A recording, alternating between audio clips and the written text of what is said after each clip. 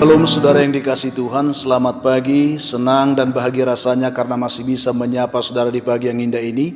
Doa dan harapan saya bahwa saudara semua dalam keadaan sehat, dalam keadaan baik, penuh sukacita diberkati Tuhan untuk sepanjang hari ini. Saudaraku yang dikasihi Tuhan, sebelum kita memulai renungan ini, saya ingin mengajak saudara terlebih dahulu berdoa. Mari kita berdoa.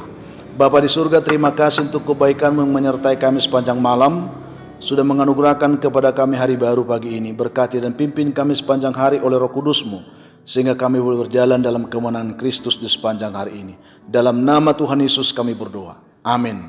Saudaraku yang dikasihi Tuhan, firman Tuhan yang menjadi renungan dan penuntun hidup kita di sepanjang hari ini, saya siapkan dari Injil Yohanes pasal 13 ayat 34 sampai 35. Demikian bunyi firman Tuhan. Saya akan bacakan untuk kita saat ini. Aku memberikan perintah baru kepada kamu, yaitu supaya kamu saling mengasihi, sama seperti aku telah mengasihi kamu, demikian pula kamu harus saling mengasihi. Dengan demikian semua orang akan tahu bahwa kamu adalah murid-muridku, yaitu jikalau kamu saling mengasihi. Demikian pembacaan firman Tuhan ini. Topik yang ingin kita bahas dari pembacaan ini adalah janganlah menolak orang yang ingin bertemu dengan Yesus. Saudaraku yang dikasihi Tuhan, saya pagi ini ingin membagikan sebuah kisah yang menarik karena saya sangat terinspirasi dan terharu dengan sebuah kisah yang pernah diceritakan oleh seorang hamba Tuhan. Peristiwanya demikian, saudara.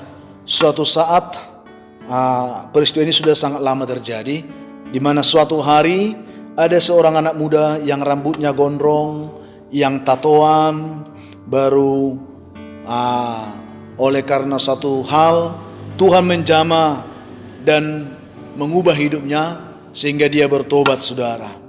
Lalu pada hari minggunya ia rindu untuk bertemu Tuhan melalui ibadah di gereja. Dia datang ke sebuah gereja untuk pertama kalinya beribadah setelah dia bertobat, saudara. Baru sampai dia di depan pintu gereja itu, saudara, penyambut tamu langsung berkata kepada dia, "Anda kok lusuh sekali?" Katakan, saudara, gondrong lagi, tatoan lagi. Lebih baik Anda potong rambut dulu atau mandi dulu, biar tidak bau masuk ke gereja dan mengganggu jemaat yang lain nanti, katanya. Demikian kira-kira yang disampaikan oleh penyambut tamunya. Lalu dengan sedih hatinya, anak muda ini pulang meninggalkan gereja itu. Lalu dia pergi dengan begitu kecewa. Dia pergi ke sebuah pantai, duduk sendirian merenung di sana. Dia berpikir, kenapa aku ditolak oleh gereja? Kenapa aku ditolak oleh gereja ingin bertemu dengan Tuhan? Aku ingin ibadah, aku ingin bertemu dengan Tuhan. Aku ingin bertemu dengan Yesus, katanya. Dia sambil menangis, air matanya mengalir seketika itu. Dia merasa sedih. Kok aku ditolak? Aku ingin ibadah. Aku ingin bertemu dengan Tuhan Yesus, katanya. Lalu tiba-tiba, saudara, ada datang seorang yang berambut gondrong juga, breok, dan mengenakan baju biasa dan lusuh. Orang ini menepuk pundak pemuda ini dan duduk di sampingnya bersama-sama di pantai itu, saudara. Lalu ia berkata kepada anak muda ini, "Jangan sedih, anak muda, aku ada bersamamu." Lalu ia menghapus air mata anak muda tersebut, saudara. Dan anak muda itu pun bertanya, "Kamu ini siapa?"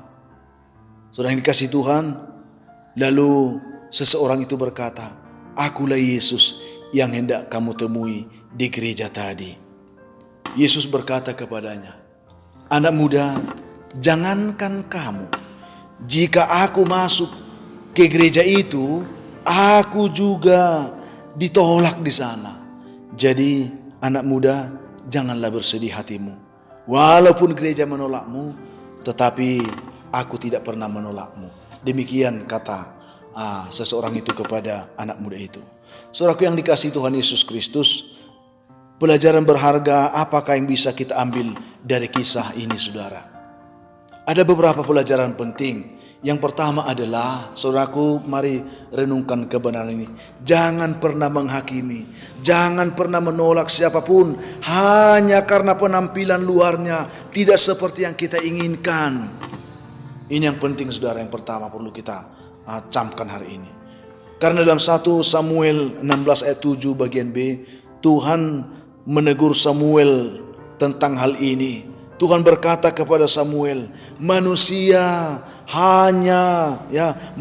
melihat apa yang di depan mata, tetapi Tuhan melihat hati, saudara. Jadi jangan pernah menilai orang hanya dari penampilannya, saudara. Kita sering memang terkecoh hanya karena penampilan luar seseorang. Namun saudaraku yang dikasihi Tuhan, lewat renungan kita pada kesempatan ini, kita diajar oleh Tuhan saat ini supaya kita tidak menaruh penilaian kita hanya terhadap seseorang itu hanya berdasarkan penampilan yang dapat dilihat oleh mata kita. Tetapi coba buka hatimu, melihat seseorang dengan hati seperti Tuhan melihat hati kita, saudara. Ini yang perlu. Sehingga tidak akan terjadi lagi peristiwa seperti ini sampai kita menolak orang karena penampilannya untuk bertemu dengan Tuhan.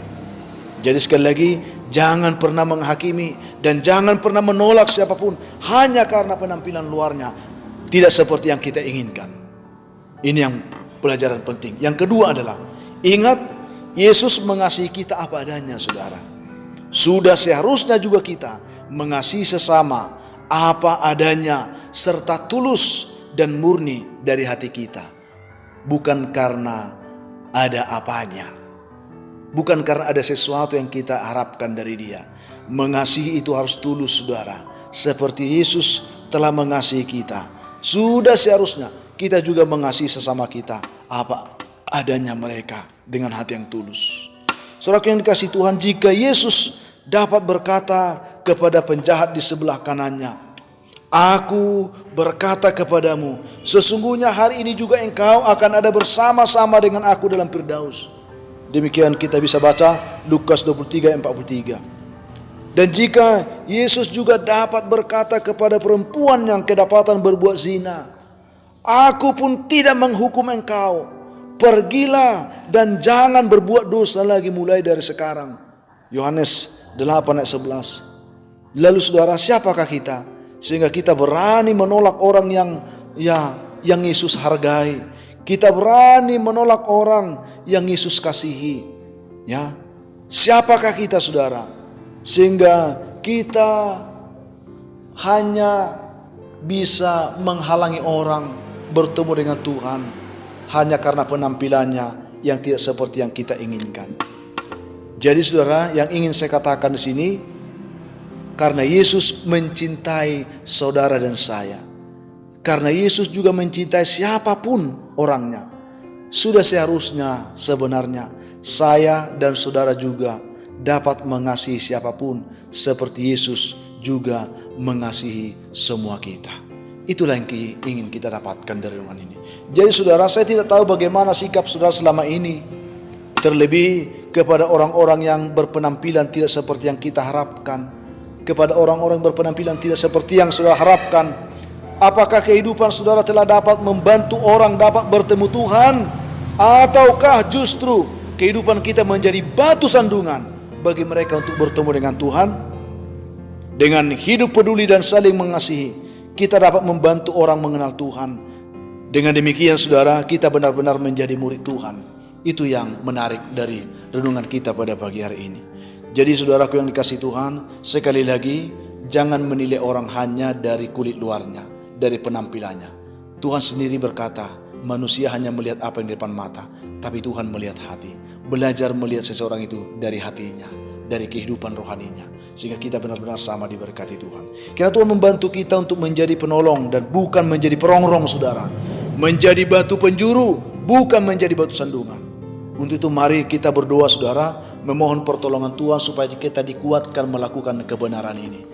Saya ingin berdoa untuk saudara. Kalau selama ini hati kita, cara hidup kita, perilaku kita sering menjadi batu sandungan tanpa kita sadari bagi orang-orang yang ingin bertemu dengan Tuhan. Saat ini saya ingin katakan kepada saudara, buka hatimu, izinkan Tuhan mengubah hidupmu sehingga engkau diberkati untuk bisa menuntun orang boleh bertemu dengan Tuhan. Kita berdoa. Bapa, terima kasih untuk kebaikan-Mu pada kesempatan ini yang telah menyapa kami, yang berbicara kepada kami, menguatkan kami, memperlengkapi kami, supaya kami tidak menjadi batu sandungan untuk menghalangi orang datang kepada Tuhan.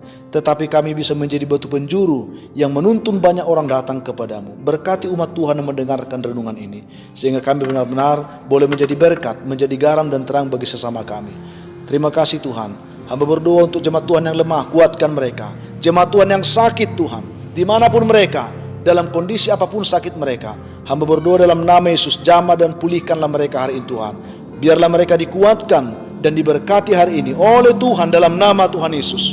Terima kasih Bapa. Kami mengucap syukur di dalam nama Yesus. Amin.